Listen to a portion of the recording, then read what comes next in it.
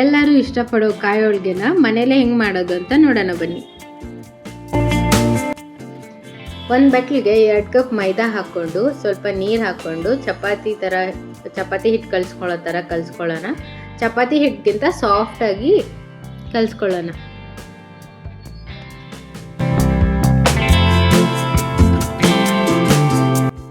ಕಲಿಸ್ತಾ ಇರೋ ಮೈದಾ ಹಿಟ್ಟಿಗೆ 2 ಸ್ಪೂನ್ ಎಣ್ಣೆ ಹಾಕ್ಕೊಂಡು ಸಾಫ್ಟಾಗಿ ಕಲಿಸ್ಕೊಳ್ಳೋಣ. ಒಂದು ಪ್ಯಾನ್ಗೆ 1 ಕಪ್ ಹುರ್ಗಡ್ಲೆ ಹಾಕ್ಕೊಂಡು ರೋಸ್ಟ್ ಮಾಡ್ಕೊಳ್ಳೋಣ. ಅದನ್ನ ಮಿಕ್ಸರ್ ಗ್ರೈಂಡರ್ಗೆ ಹಾಕಿ ಪೌಡರ್ ಮಾಡಿಟ್ಕೊಳ್ಳೋಣ.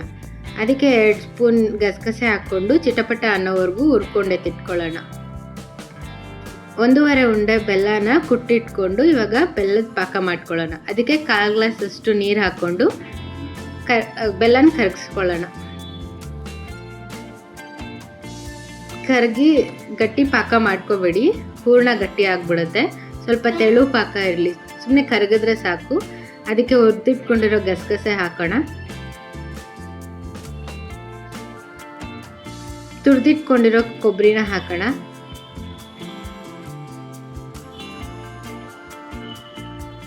ಇದೆಲ್ಲ ಕಡಿಮೆ ಹುರಿಯಲ್ಲೇ ಮಾಡಬೇಕು, ಇಲ್ಲಾಂದರೆ ತಳ ಹಿಡಿಯುತ್ತೆ. ಪೌಡರ್ ಮಾಡಿ ಇಟ್ಕೊಂಡಿರೋ ಹುರ್ಗಡ್ಲೆನ ಹಾಕೋಣ. ಚೆನ್ನಾಗಿ ಮಿಕ್ಸ್ ಮಾಡ್ಕೊಳ್ಳಿ.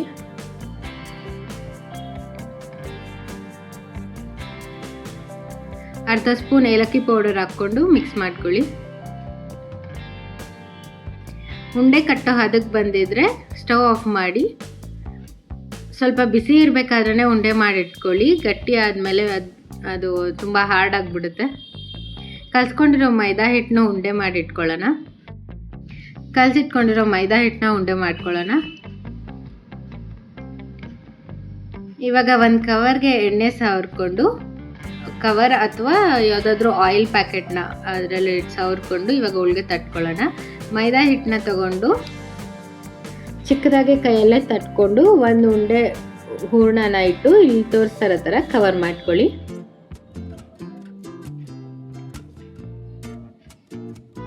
ಇನ್ನೊಂದು ಕವರ್ ಯೂಸ್ ಮಾಡಿ ತಟ್ಟೋದಕ್ಕಿಂತ ಕೈಯಲ್ಲೇ ಹಂಗೆ ಡೈರೆಕ್ಟಾಗಿ ತಟ್ಕೊಂಡ್ರೆ ಚೆನ್ನಾಗಿ ಬರುತ್ತೆ. ಕೈಗೂ ಚೆನ್ನಾಗಿ ಎಣ್ಣೆ ಸವರ್ಕೊಳ್ಳಿ, ಇಲ್ಲಾಂದರೆ ಅದು ಮೈದಾ ಅಲ್ವಾ, ಕೈಗೆ ಹಿಡಿಯುತ್ತೆ. ಜಾಸ್ತಿ ಸಣ್ಣನೂ ಅಲ್ಲದೆ ಜಾಸ್ತಿ ತೆಳು ಅಲ್ಲದೆ ಇರೋ ಥರ ಮೀಡಿಯಮ್ಮಾಗಿ ತಟ್ಕೊಳ್ಳಿ. ಕಾದಿರೋ ಹೆಂಚು ಮೇಲೆ 2 ಕಡೆ ಚೆನ್ನಾಗಿ ರೋಸ್ಟ್ ಮಾಡ್ಕೊಳ್ಳೋಣ.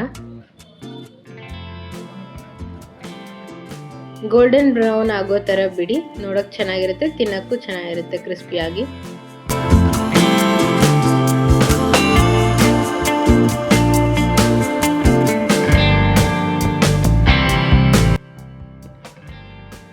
ಬಿಸಿ ಬಿಸಿ ಹೋಳಿಗೆ ಮೇಲೆ 1 ಸ್ಪೂನ್ ತುಪ್ಪ ಹಾಕ್ಕೊಂಡು ತಿಂದರೆ ತುಂಬ ಚೆನ್ನಾಗಿರುತ್ತೆ.